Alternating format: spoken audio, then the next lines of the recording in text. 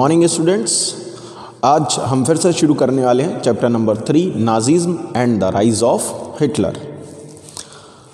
Last हमने पढ़ा था इसमें कि वर्ल्ड वॉर 1 फिनिश हो गया था और वर्ल्ड वॉर 1 के फिनिश होने के बाद आपको बताया था कि जर्मनी इसमें हारा था और जर्मनी के ऊपर जो है जर्मनी को एक पीस ट्रीटी जो है वो साइन करनी पड़ी थी और ये पीस ट्रीटी थी treaty of Versailles. Treaty of Versailles उसको साइन करनी पड़ी जर्मनी को और ये बहुत ही हार्श एंड ह्यूमिलिएटिंग थी, बहुत ही डिसरेस्पेक्टफुल थी। एक तरीके से नेशनल ह्यूमिलिटी का सामना करना पड़ा किसके लिए? जर्मनी के लिए। बताया था कि इस ट्रीटी में क्या क्या था।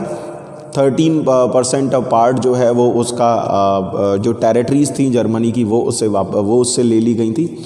इसके अलावा कोल रिजर्व्स, आयरन रिजर्व्स के भी 75% पार्ट्स उससे ले लिए गए थे।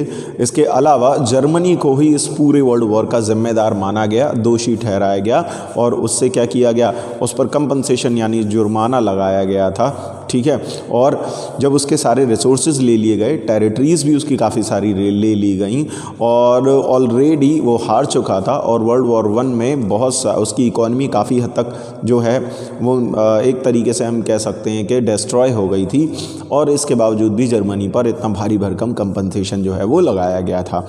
अब जर्मनी को ये कंपनसेशन भी पे करना था और ऐसी स्थिति मैंने कल भी बताया था कि ये हाल केवल जर्मनी का नहीं हुआ था। जर्मनी हारा था, बाकी कंट्री यानी इंग्लैंड, फ्रांस, रशिया, यूएसए जीते थे। तो इसका मतलब ये नहीं है कि नुकसान इनका नहीं हुआ था, इनका भी बहुत नुकसान हुआ था। मैंने कल ही बताया था कि जो भी इनका पुराना जो भी इन्होंने वेल्थ इकट्ठा किया था, जो भी डेवलपमेंट किया था, उससे जो भी अपना नेशनल ट्रेजर जो इनका भरा हुआ था, जो भी पैसा इकट्ठा किया था, वो सारा ड्रेन आउट हो गया धीरे धीरे। किसमें? इस युद्ध को लड़ने के चक्कर में वो सारा पैसा चला गया। इंडस्ट्रीज़ इनकी युद्ध का सामान बनाने में लगी रही तो वो भी डेवलप नहीं हो पाई, तो ये भी अपने डेवलपमेंट से कई साल पीछे चले गए। इनफैक्ट वास्तव में जो पूरा यूरोप जो था उस पर असर पड़ा था युद्ध का। तो आज हम वही पढ़ेंगे कि आखिर क्या प्रभाव हुए युद्ध के, स्पेशली जर्मनी पर। यूरोप पर तो हुए लेकिन स्पेशली जर्मनी पर क्या इफेक्ट पड़ा वो हमें देखना है। The effects of the war, यानी इस युद्ध के क्या इफ़ेक्ट्स थे जर्मनी के ऊपर। तो पहले हम बात करते हैं यूरोप की। यूरोप जो था वर्ल्ड वॉर 1 से पहले यानी 1914 से पहले एक ऐसा कॉन्टिनेंट था जो बहुत पैसे वाले कॉन्टिनेंट के रूप में बन करके उभरा था। यानी इसके जो भी कंट्रीज़ थे वो तेज़ी से डेवलप हो रहे थे, इंडस्ट्रियल डेवलपमेंट हो रहा था, सभी कंट्रीज़ की इकोनॉमी बहुत तेज़ी से आगे बढ़ रही थी। लेकिन सबके सब उलझ गए किसमें? इसके जो मोस्ट पावरफुल कंट्रीज़ थे वो सब उलझ गए वर्ल्ड वॉर 1 में और अपना सारा पैसा, अपना सारा डेवलपमेंट इसमें वॉर में वेस्ट कर दिया। तो जो यूरोप जाना जाता था कभी क्रेडिटर्स के रूप में, कैसे जाना जाता था? क्रेडिटर्स के रूप में, यानी जो दूसरों को, बाकी अदर कंट्रीज़ को पैसे देता था वो अब खुद कर्जदार हो गया। कोई एक कंट्री नहीं, जिन्होंने भी पार्टिसिपेट किया उन सभी की हालत ख़राब हो गई थी और साथ में उनके आसपास उनके कंट्रोल में और जो उनकी ओवरसीज़ कॉलोनीज़ अदर कंट्रीज़ थी उनकी भी हालत ख़राब हो गई थी। तो पूरे यूरोप की इकोनॉमिक कंडीशन ख़राब हुई थी, लेकिन इसमें सबसे बुरी तरह जो प्रभावित हुआ वो था जर्मनी, क्योंकि युद्ध हारने या जीतने के बाद, बर्बाद होने के बाद भी बाकी कंट्रीज़ के पास अपने रिसोर्सेज थे, अपनी पॉपुलेशन थी, वो उनकी हेल्प से खुद को दोबारा से खड़ा करने की कोशिश कर रहे थे। लेकिन जर्मनी के पास तो वो भी नहीं रहे ट्रीटी ऑफ वर्साय के बाद।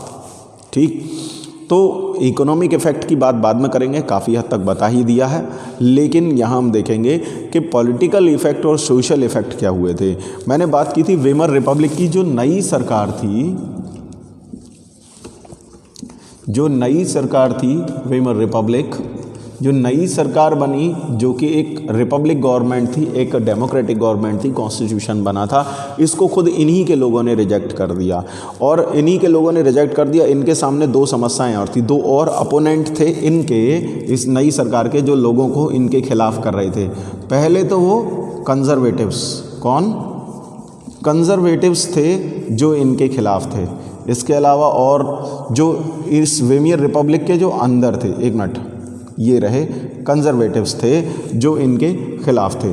इसके अलावा रेडिकल्स थे, ये रेडिकल्स भी इनके अगेंस्ट थे। पहले इनको समझ लेते हैं ये कंजर्वेटिव्स कौन थे और ये रेडिकल्स कौन थे। यहाँ सारी बात मैं कर रहा हूँ पॉलिटिक्स की, कि जर्मनी की जो राजनीति है वो बहुत बुरी तरीके से प्रभावित हुई थी। पहले जो साम्राज्य था, जो किंग था, जो जो एम्परर था, और जो पहले राज की व्यवस्था थी कि एक एम्परर था, सब कुछ वही चलाता था, कोई डेमोक्रेसी नहीं थी, राजा वगैरह सारे लोग थे, इनको कहा जाता था क्या, इनको कंजर्वेटिव्स, पुराने सिस्टम को कहा जाता था कंजर्वेटिव्स। इसके बारे में मैंने आपको पहले भी बता दिया है। कब बताया? चैप्टर नंबर 2 जो था आपका socialist and the Russian revolution, उसमें मैंने socialism and the Russian revolution, उसमें बताया था कि कंजर्वेटिव्स कौन होते हैं, रेडिकल्स कौन होते हैं। कंजर्वेटिव्स वो जो सोसाइटी में चेंज नहीं चाहते हैं किसी भी तरीके का, बल्कि जो ट्रेडिशनल इंस्टीट्यूशंस, कस्टम्स बने हुए हैं वो उसी सिस्टम को फॉलो करना चाहते हैं। यानी पहले जो सिस्टम था राजा महाराजा वाला, एम्परर्स वाला, ठीक है, मोनार्की जो थी, पुराने जो सिस्टम थे, नोबिलिटी वगैरह, ये उसी को फॉलो करना चाहते थे, ये वो लोग थे। और ये पावर से बाहर हो गए थे, सत्ता से बाहर हो गए थे। कब? वर्ल्ड वॉर 1 के बाद ये हार गए तो इनके एम्परर राजा को हटना पड़ा और लोगों ने नई सरकार चुनी। ठीक, तो कंजर्वेटिव्स वैसे इनके खिलाफ थे, क्योंकि कंजर्वेटिव चाहते थे वापस से हम ही रूल करें। दूसरे थे रेडिकल्स, ये समाज का वो हिस्सा था जो कैसा था, यंग था, युवा था, जो नए युवा थे, पढ़े लिखे थे, लेकिन जर्मनी की इकोनॉमिक स्थिति इतनी ख़राब थी कि इन युवाओं के पास कोई काम नहीं था, अनएम्प्लॉयड थे। और इनको लगता था कि ये जो वेमियर रिपब्लिक है, जो नई सरकार है, ये कुछ भी नहीं कर सकती और हमें ही कुछ करना होगा। यानी सोसाइटी के वो लोग जो सोसाइटी को बदलना चाहते हैं, लेकिन कैसे, तुरंत एकदम से उसमें बदलाव चाहते हैं कि जो व्यवस्था इस समय चल रही है उसे पूरी तरह से हटाओ और नया सिस्टम, नए रूल्स रेगुलेशन, सब कुछ एकदम नया फ्रेश, सब कुछ ठीक कर दो जल्दी से। जो एकदम बहुत तेज़ी से बड़े बदलाव चाहते हैं, पूरे सिस्टम को एक साथ बदलना चाहते हैं, रेडिकली बदलना चाहते हैं वो लोग। तो ये थे कौन? रेडिकल्स। ऐसे लोगों को कहा जाता है रेडिकल्स। तो जर्मनी की जो सोसाइटी थी, जर्मनी का जो समाज था, वो ऐसे राजनीतिक रूप से अलग अलग हिस्सों में बटा हुआ था। कंजर्वेटिव्स वो लोग जो पुराने वाला जो रूलर था, जो शासन था, वो उसी को अभी भी सपोर्ट कर रहे थे, चाहते थे वापस से वही बने, तो वो वेमियर रिपब्लिक का विरोध कर रहे थे। दूसरा रेडिकल्स, इनको भी ये वाला आइडिया जो है, यानी जो रिपब्लिक आइडिया है, जो डेमोक्रेसी का जो आइडिया था कि वोट करवाओ और चुनाव, उसके बाद संविधान और उससे सरकार और रूलर। डेमोक्रेसी में होता ही यही है कि रूलर कोई भी फैसला एकदम अकेले से नहीं ले पाता है, क्योंकि उसके साथ बहुत सारे रिप्रेजेंटेटिव्स होते हैं जो पूरे देश से जनता ने चुन करके भेजे होते हैं। उसे कोई भी डिसीजन अगर लेना होगा तो वो सबसे डिस्कशन करेगा, सलाह मशवरा करेगा, तब जाके डिसीजन लेगा। वो होल एंड सोल कोई भी डिसीजन नहीं ले सकता। तो डेमोक्रेसी का जो आइडिया था वो ना तो इनको पसंद आया, इनको इसलिए पसंद नहीं आया कंजर्वेटिव्स को, क्योंकि ये तो चाहते थे कि वापस हमारा वही पुराना सिस्टम आ जाए, राजाओं वाला। दूसरा, रेडिकल्स और बाकी जो लोग थे उनको भी ये डेमोक्रेसी का आइडिया पसंद नहीं आया, क्योंकि डेमोक्रेसी में डिसीजन मेकिंग में होती है डिले, देर लगती है, रातों रात कोई भी डिसीजन नहीं लिया जाता। और दूसरी चीज़, डेमोक्रेसी में लोगों के पास अधिकार खुल करके होते हैं। मतलब जैसे मान लो वेमियर रिपब्लिक ने अगर कोई कानून बनाया और बाकी लोगों को अगर वो पसंद नहीं है तो वो उसका विरोध करेंगे, रैली निकालेंगे, तमाम चीज़ें हो सकती हैं, जैसे कि होती हैं, हमारे देश में भी होती हैं।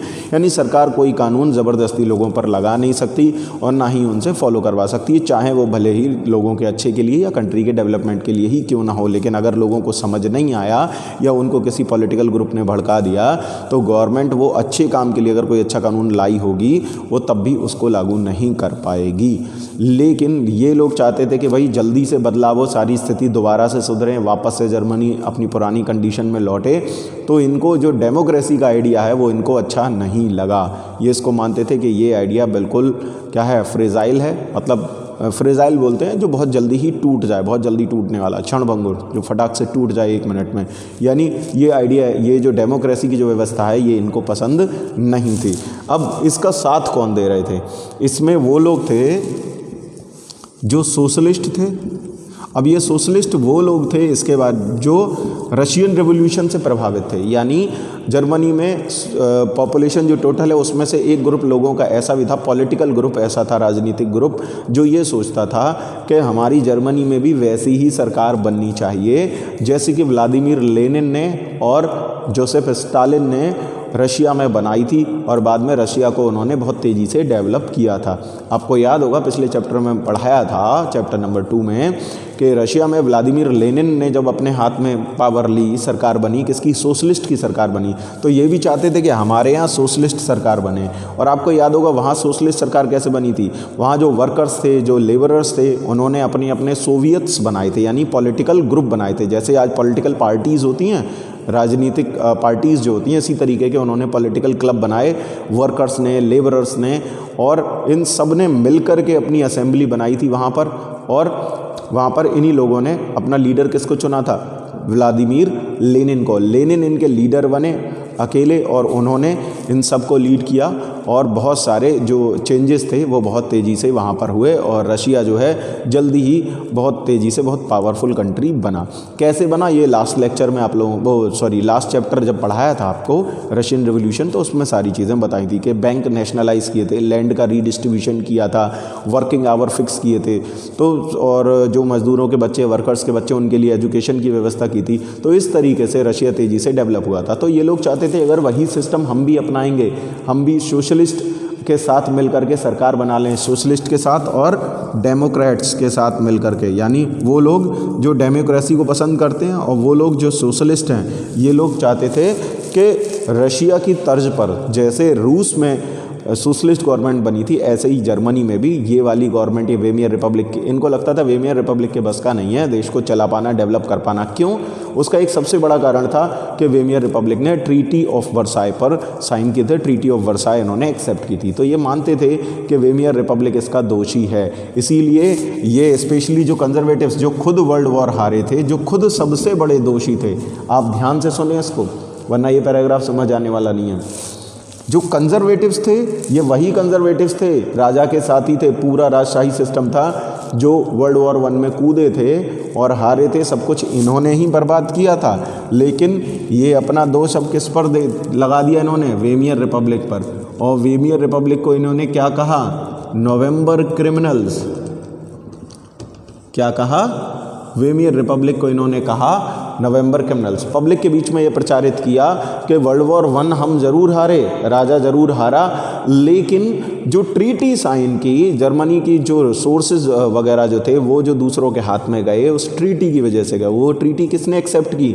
इन्होंने एक्सेप्ट की। इनका कहना था कि हम हार भले ही गए थे लेकिन हम ये ट्रीटी एक्सेप्ट नहीं करते। जब हार गए थे तो तुम कर क्या लेते? लेकिन फिर भी पॉलिटिकल ग्रुप था, लोगों ने इनकी बात को ज़्यादा प्रभाव पड़ा कि हाँ भाई वेमियर रिपब्लिक ने गलती की है और क्या किया जाए। वेमियर रिपब्लिक का इन्होंने मजाक उड़ाया और उसको कहा नवंबर क्रिमिनल्स। नवंबर क्रिमिनल्स इसलिए कहा क्योंकि जो ट्रीटी थी वो नवंबर में साइन की गई थी और उसके बाद जर्मनी से जो भी ट्रीटी में जो चीज़ें बताई गई थी वो सब जर्मनी से छीन ली गई थी, जर्मनी पे जुर्माना लगा था। तो वास्तव में देखा जाए वेमियर रिपब्लिक बेचारा क्या करता, कुछ नहीं कर सकता था। वो कंजर्वेटिव्स के द्वारा किए गए पापों का फल कौन भुगत रहा था? वेमियर रिपब्लिक। भाई युद्ध किसने छेड़ा? कंजर्वेटिव्स ने। युद्ध हारा कौन? कंजर्वेटिव्स हारे, खुद तो हार के चले गए, हट गए। नई सरकार जो आई उसके सामने बहुत सारी चुनौतियां थी, उसे कंपनसेशन पे करना था, सोर्सेज उसके पास बचे नहीं थे और वहाँ की मीडिया ने और कंजर्वेटिव्स ने, इन सब लोगों ने इसे ही दोषी ठहरा दिया। किसको? वेमियर रिपब्लिक को। उसका एक कारण भी था कि वेमियर रिपब्लिक नया नया पहली बार डेमोक्रेसी आई थी, तो कैसे हैंडल करना है ऐसी सिचुएशन को ये इनको नहीं पता था। कोई एक्सपीरियंस इनको डेमोक्रेटिक गवर्नमेंट चलाने का नहीं था। इसीलिए बुक में लिखा हुआ वेमियर रिपब्लिक क्या था? Was infant. इन्फेंट का मतलब होता है नवजात शिशु, जैसे न्यूबॉर्न बेबी होता है उसको बोलते हैं इन्फेंट। ऐसे ही ये डेमोक्रेटिक गवर्नमेंट भी बिल्कुल नई नई थी। अब तक हमेशा रहे थे कंजर्वेटिव रूल में, राजा ही सारे शासन वगैरह चलाते थे। अब डेमोक्रेटिक रूल, डेमोक्रेटिक गवर्नमेंट कैसे काम करती है, सिचुएशन में किस तरीके से हैंडल करती है, इनको नहीं पता था। तो ना तो ये कुछ करने लायक थे और ना ये रह गए हमारे पास रेडिकल, सोशलिस्ट, और इन सब लोगों ने मिलकर के क्या प्रयास किया कि अब जर्मनी में जो बने सरकार वो कैसी बने, सोशलिस्ट गवर्नमेंट बनाएंगे हम भी, जैसे रूस ने डेवलप किया वैसे ही हम भी अपना डेवलपमेंट करेंगे। तो लेबरर्स के और वर्कर्स के, किसके? लेबरर्स के और वर्कर्स के बहुत सारे ग्रुप बने और इन्होंने भी रूस की ही तरह, रूस के पैटर्न पर इन्होंने खुद के सोवियत बनाए। जैसे रूस में आपने पढ़ा होगा पहले भी, रशिया में क्या किया था, ये लेबरर्स ने, वर्कर्स ने, इन सब ने मिलकर के अपने अपने पॉलिटिकल ग्रुप बनाए थे। कौन से, जिनको सोवियत्स कहा गया, बाद में इन्हीं सारे सोवियत ने मिलकर के अपनी पूरी एक बड़ी पॉलिटिकल पार्टी बनाई और इलेक्शन हुआ और ये इसी पार्टी को सबसे ज़्यादा वोट मिले, जीती। व्लादिमीर लेनिन को इन्होंने अपना लीडर चुना और इनकी सरकार बनी। लेटर ऑन रशिया में क्या क्या हुआ ये आप पढ़ चुके हैं पहले। तो ये चाहते थे हम भी ऐसे ही करेंगे, सारी सोसाइटी में ऐसे ही सोवियत्स बनाए जाएँ, सोशलिस्ट सोवियत, और ऐसे ही हमारी सरकार बनेगी और हम डेवलपमेंट करेंगे। इनको हटाएंगे, अपनी सरकार लाएंगे और हम डेवलपमेंट करेंगे। इधर रेडिकल्स चाहते थे कि नहीं, इनके बस का भी कुछ नहीं है, ये भी कुछ नहीं कर सकते, ये भी कुछ नहीं कर सकते। रेडिकल्स चाहते थे, ये एक अलग हिस्सा था जर्मनी की पॉपुलेशन का, पॉलिटिकल लोगों का, जो चाहते थे नहीं हमारी सरकार बने, रेडिकल गवर्नमेंट ही जो है वो जर्मनी को अब सुधार सकती है, जर्मनी को अब प्रगति के रास्ते पर ले जा सकती है और इसका इकोनॉमिक डेवलपमेंट कर सकती है। तो कुल मिलाकर हम यहाँ पर ये देख रहे हैं कि जर्मनी में पॉलिटिकल इंस्टेबिलिटी बहुत ज़बरदस्त है। जो सरकार है वो कमज़ोर है, उसकी कोई सुनता नहीं, उसके 50 विरोधी हैं, कंजर्वेटिव्स अलग विरोध कर रहे हैं, रेडिकल्स अलग विरोध कर रहे हैं, ये अपनी सरकार चाहते हैं, अपनी सरकार चाहते हैं। छीना झपटी चल रही है जर्मन गवर्नमेंट की पावर की, पब्लिक परेशान है, पैसा जर्मनी के पास है नहीं, महंगाई बढ़ती जा रही थी, आखिर क्या किया जाए। तो पॉलिटिकल इंस्टेबिलिटी बहुत ज़बरदस्त थी। इसी बीच में एक काम और हुआ, जब वेमियर रिपब्लिक ने ये देखा कि ये भी हमारा विरोध कर रहे हैं, ये भी विरोध कर रहे हैं, ये भी विरोध कर रहे हैं, तो इनको भी डर लगा यार हमारी सरकार चली जाएगी, इसको बचाना चाहिए। तो वेमियर रिपब्लिक ने क्या किया वो बताता हूँ। ये सारी चीज़ों के होते हुए, यानी कि 1918 के में युद्ध ख़त्म हुआ था, ये सारी चीज़ें ओवर होते होते इसी समय वर्ल्ड वॉर 1 ख़त्म हो गया था। और वर्ल्ड वॉर 1 के जो भी सैनिक थे, कौन थे, जो भी सोल्जर्स थे, जो जर्मन सोल्जर्स थे, जो वर्ल्ड वॉर 1 में जर्मनी की तरफ से लड़ रहे थे अपने देश के लिए, उन्होंने अब वापस लौटना शुरू कर दिया क्योंकि युद्ध ख़त्म हो गया। सारे सैनिक अपने अपने घरों की तरफ, अपने गाँव की तरफ वापस लौटे। अपने गाँव और घरों में वापस लौटे तो वहाँ भी उनके लिए कुछ नहीं था क्योंकि जॉब्स वगैरह सारी जा चुकी थी, जर्मनी के पास वैसे ही कुछ नहीं बचा था, तो वो भी बेकार बैठे थे। तो जो लोग जो युद्ध से वापस आए थे, जो पहले सैनिक थे लेकिन अब उन्होंने युद्ध और अपनी जो सोल्जर की जो जॉब है वो सारी चीज़ छोड़ दी थी, तो ये थे वॉर वेटरन, यानी जो पहले युद्ध सैनिक के रूप में काम किया लेकिन अब घर आ गए थे, ये वॉर वेटरन कहलाते हैं। ठीक, और ये वॉर वेटरन अब खाली थे, इनके पास कोई काम भी नहीं था। इन वॉर वेटरन को इधर मीडिया क्या कर रही थी, ग्लोरीफाई कर रही थी। वास्तव में देखा जाए इस युद्ध की तरफ से ही तो सब कुछ बर्बाद हुआ था। ना वर्ल्ड वॉर 1 में जर्मनी गया होता, ना इतनी बुरी स्थिति जर्मनी की होती। जर्मनी वर्ल्ड वॉर 1 से पहले अच्छा खासा प्रॉस्पेरस था, कोई दिक्कत नहीं थी, समृद्ध था। तो इधर ये हो रहा था कि जो मीडिया थी जर्मनी की, वो अभी भी ये जो वॉर वेटरन ये लौट रहे थे युद्ध से सैनिक, इनको ग्लोरीफाई कर रही थी। और वास्तव में इनको ग्लोरीफाई कर रही थी, अच्छी बात है कि भाई हमारे सैनिक बहादुरी से लड़े, बल्कि वो ग्लोरीफाई किसको कर रही थी, वो युद्ध को ग्लोरीफाई कर रही थी। मतलब अभी भी जो गवर्नमेंट्स थी, इसके अलावा इन ग्रुप्स को भी वापस वही रास्ता दिखा रही थी कि दोबारा से युद्ध के ज़रिए ही हम अपनी प्रॉस्पेरिटी वापस पा सकते हैं। ठीक, और वो जो ट्रेंच लाइफ थी, ट्रेंच लाइफ जो सोल्जर्स की ट्रेंच लाइफ थी। अब ट्रेंच किसको बोलते हैं, यहाँ पर मैं एक पिक्चर लगा दे रहा हूँ ट्रेंच की, आप देख लेंगे इसको कि ट्रेंचेस क्या होते हैं। ठीक है, यानी जो वॉरफेयर होता है, जो वॉर फील्ड होता है, जो युद्ध भूमि होती है, तो उसमें ज़मीन में इस तरीके की ऐसे खूब गहरी गहरी अंदर तक बना दी जाती है, मतलब एक गली जैसी आप समझ लीजिए, और इनके अंदर खड़े रहते हैं सैनिक और फायरिंग करते हैं, इन्हीं के अंदर वो रहते हैं। तो ट्रेंच लाइफ को बड़ा ग्लोरीफाइड किया जा रहा था कि हमारे सैनिक वहाँ रह रहे हैं, वहाँ रहना गर्व की बात है ट्रेंचेस में। जबकि असलियत ये थी कि ट्रेंच लाइफ इतनी बुरी थी कि एक एक ट्रेंच के अंदर हज़ारों सैनिक रहते थे और उन सैनिकों की स्थिति ऐसी थी कि जैसे किसी कॉर्प्सेस, यानी कि लाशों के बीच में चूहे घूम रहे हों, ऐसी स्थिति थी। बहुत बुरी स्थिति थी सोल्जर्स की। लेकिन उस लाइफ को ग्लोरीफाई कर रही थी मीडिया कि देखो हमारे सैनिक वहाँ पर हैं, और ट्रेंच लाइफ यानी युद्ध का मौका सबको मिलना चाहिए, सबको प्रेरित कर रही थी जो नए युवा थे कि वो भी आगे युद्ध के लिए तैयार हों। ठीक है, तो जर्मनी के युवा को वापस से लड़ने के लिए ही तैयार किया जा रहा था। तो ये सारी एक तरफ खींचातान चल रही थी। तो जो वॉर वेटरन जो खाली आए थे, उनके पास अब कोई काम नहीं था, उन वॉर वेटरन्स ने अपने ग्रुप बना लिए थे। अब हुआ ये कि वेमियर रिपब्लिक को लगा कि इतने सारे विरोधी हैं, हमें कोई टिकने देगा नहीं। अब वेमियर रिपब्लिक को भी एक्सपीरियंस नहीं था, तो इन्होंने डेमोक्रेटिक गवर्नमेंट की तरह काम नहीं किया, बल्कि इन्होंने डिक्टेटर वाला तरीका अपनाया। इनके जो भी विरोधी थे पॉलिटिकल लीडर्स वगैरह, उनको पकड़वाना और मरवाना शुरू कर दिया। किसने? वेमियर रिपब्लिक ने। किसके थ्रू? जो वॉर वेटरन के ग्रुप्स जो खाली थे, जिन पे कोई काम नहीं था, बेरोजगार थे, उनको पैसा दिया और अपने विरोधियों को रास्ते से हटवाना शुरू कर दिया वेमियर रिपब्लिक ने। तो एक तो वेमियर रिपब्लिक पहले ही फेल हो गया था, सारी चीज़ें मैनेज नहीं कर पाया, और पब्लिक के बीच में वैसे भी कोई खास लोकप्रिय रहा नहीं वेमियर रिपब्लिक।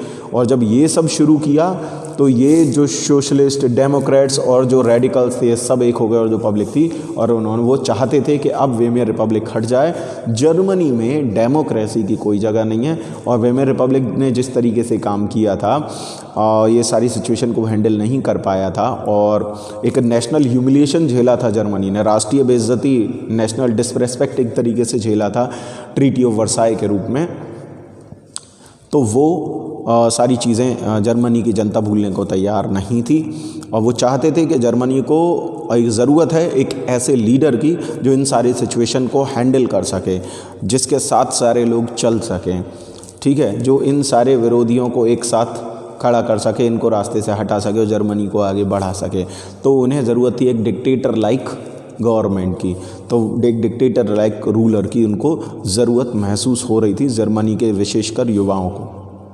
गुस्सा बहुत था, रोज़गार था नहीं, महंगाई बहुत ज़्यादा थी, ये स्थिति थी। तो ये तो पॉलिटिकल इंस्टेबिलिटी थी। वास्तव में लोगों के लिए लोगों के पास कोई प्लेटफॉर्म ही नहीं था, कोई ऐसी सरकार, कोई ऐसा लीडर नहीं था जिससे जा करके वो अपनी प्रॉब्लम्स कह सकें और वो उनको सॉल्व कर सके, क्योंकि वेमियर रिपब्लिक तो अपने पॉलिटिकल स्टेबिलिटी के लिए लड़ रहा था। पब्लिक की समस्याओं को सुनना, समझना, सॉर्ट आउट करना इनके बस का नहीं था। तो ये पॉलिटिकल इंस्टेबिलिटी इतनी गड़बड़ थी कि जर्मनी के लोग अब इस सिस्टम से ऊब गए थे। वो चाहते थे कि कोई एक ऐसा लीडर आए जो इन सारी समस्याओं को सुलझाए, जर्मनी को वापस पहले जैसा बनाए, हमारी समस्याओं को सॉल्व करने का कोई रास्ता निकाले। इधर इकोनॉमिक स्थिति जो है वो 1923 यानी ये 1918 में वर्ल्ड वॉर 1 ख़त्म हो गया था। उसके बाद इन्हीं सारी चीज़ों में घूमते फिरते आ गया 1923, लेकिन जर्मनी की हालत दिन ब दिन ख़राब होती जा रही थी, और इसमें इस स्थिति को और ज़्यादा ख़राब करने का काम किया किसने?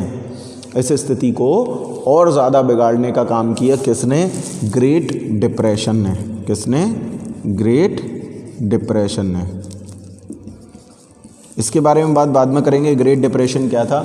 1923 आ गया और जर्मनी के पास इनकम के लिए कुछ खास बचा नहीं था, सोर्सेस ख़त्म हो गए थे, उसको कंपनसेशन पे करना था। ठीक। Political radicalism and economic crisis. तो रेडिकलिज्म के बारे में मैंने आपको बता दिया था कि रेडिकल पॉलिटिक्स में रेडिकलिज्म कैसे हावी था जर्मनी में। मतलब जो युवा था जर्मनी का और जो पॉलिटिकल पार्टीज़ थी वो चाहती थी कि जर्मनी के हालात तेज़ी से सुधारे जाएं, उनमें एकदम से चेंज हो जाए, लेकिन ऐसा होना पॉसिबल नहीं था। इसी के साथ जर्मनी फेस कर रहा था क्या? इकोनॉमिक क्राइसिस फेस कर रहा था, जिसके बारे में मैं अभी बात कर रहा था।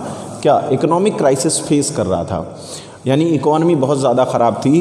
1923 के बारे में बता रहा था। 1923 आते आते जर्मनी को पे करना था अपना जो कंपनसेशन लगाया था वो, प्लस एक चीज़ और थी, जर्मनी ने ये जो युद्ध लड़ा था ये बाकी कंट्रीज से लोन लेकर के लड़ा था।